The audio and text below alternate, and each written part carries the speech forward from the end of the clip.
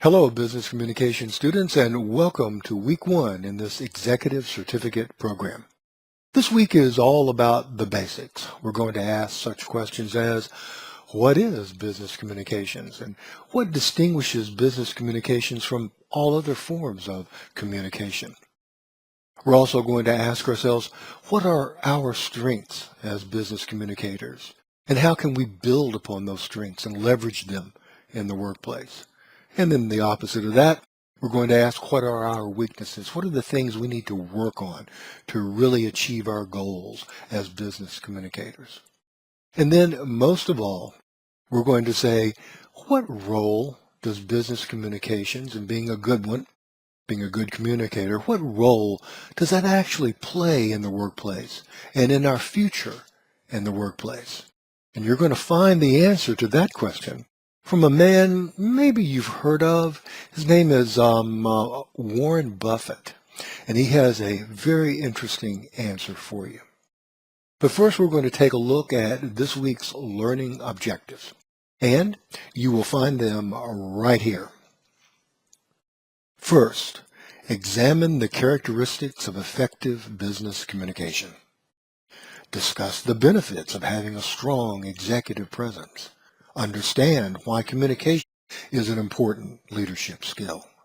The first thing you need to do in pursuit of these goals is to download this week's session guide. Let's take a look at it.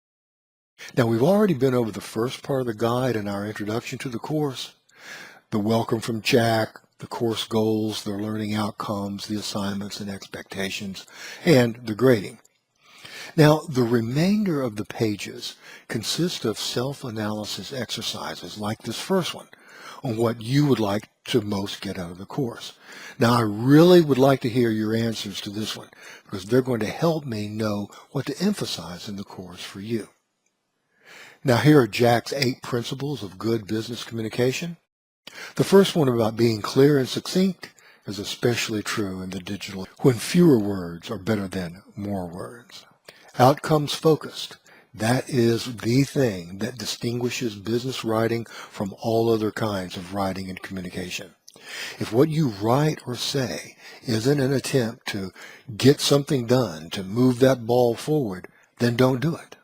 Candor is JWMI's school motto because candor is the basis of creating trust, efficiency, and focus in the workplace. Tailoring your communication to match the audience is also called the platinum rule, which is communicate unto others as they wish to be communicated unto. Now, we're going to talk a lot about this one, and you're going to hear me say many times, there are no rules. The audience rules. Talk to them the way they wish to be talked to. Communicate and write to them the way they wish to be written to and communicated to. Presentations. Now, Jack's biographer wrote that, quote, it was impossible to become a leader in Jack Welch's GE without the ability to give great presentations. And giving those great presentations is truly one of the things that sets you apart in any company where you work. Now, this appendix at the end has 9 parts. They're very good exercises that will help you with this week's deliverables. Okay, let's go now to the experts of practice videos. In this first one, Jack answers the question, are good communicators born or made? Hint, it's both, but most usually the latter. If you do nothing else this week, watch this 1-minute video with Warren Buffett as he takes a stroll down this street. What he says about this one course that saved his career will amaze you. He wouldn't be Warren Buffett without it. Jennifer Lawrence answers the question, are you born with executive presence or can you acquire it? Well, of course, your presence in this course kind of answers that question. Lorenzo Simonelli tells you how to get personal with 45,000 employees with business communication.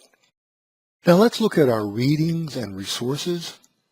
In the first one, Jack tells you 4 ways to earn people's trust, and you're going to be surprised at the number 1 way.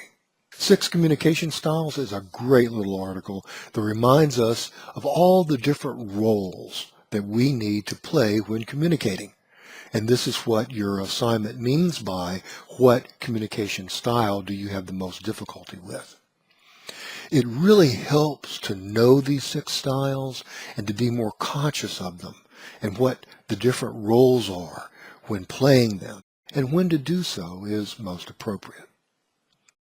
The 4 primary principles of communication is a great reminder of the power of nonverbal language, which most often communicates more than our actual words do.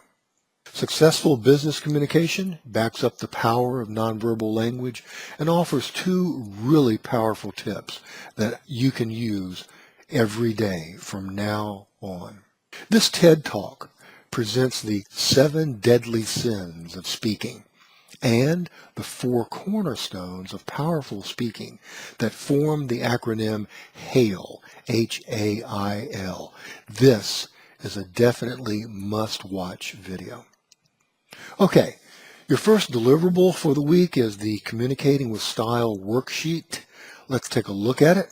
You are to identify your strengths and then describe specific actions you can do to better leverage those strengths and explain the benefits you anticipate. Number 2, you identify 2 aspects of your professional communication style that you need to improve. Describe those specific actions you're going to take to improve and explain the benefits that you expect from improvement. 3, identify the communication style you find the most challenging to engage with.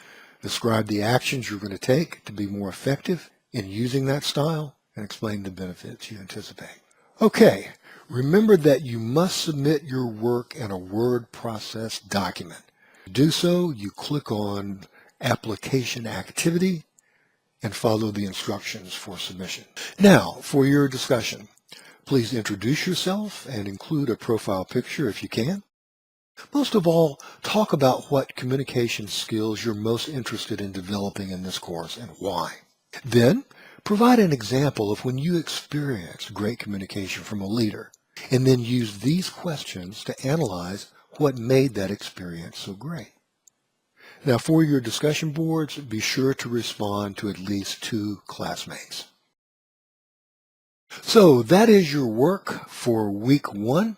I look forward to interacting with you on the discussion board and to seeing your assignment activities. I want to remind you very briefly that this Thursday at 6 p.m. Eastern Time is our first live office hour, and I will be sending you a link to join me at that hour if you can.